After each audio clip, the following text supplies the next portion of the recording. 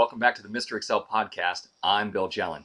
In the last 2 days, we talked about relative and absolute cell references.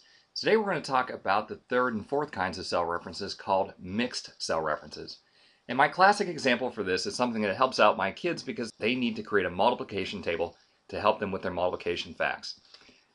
So just a few tricks here. I've entered the numbers 1 and 2, selected those cells.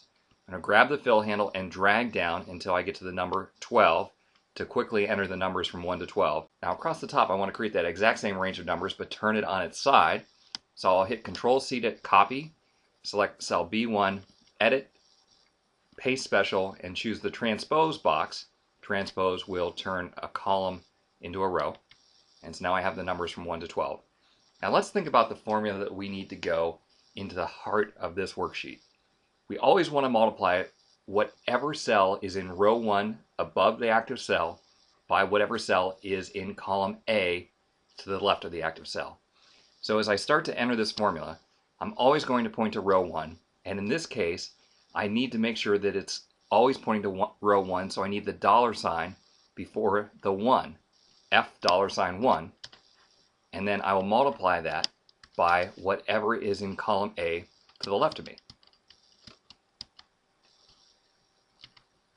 And in this case, I always want to point to column A, so I'll put a dollar sign before the A. And you see we have two cell references here. $1 will always point to row 1, and $A6 will always point to what's in column A. If I enter this cell and copy it to my entire range, I will be able to create a multiplication table using basically one formula. These cell references are called mixed cell references. Whereas yesterday we were talking about absolute references with a dollar sign before the C and before the 1.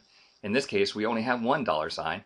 The first reference here, $1, is freezing the reference to always point to row 1.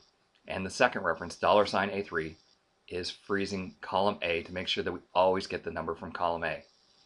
Relative, absolute, and mixed references. Understand the difference between these and you'll be able to build one formula that can be copied to many, many cells, greatly increasing your efficiency with Excel.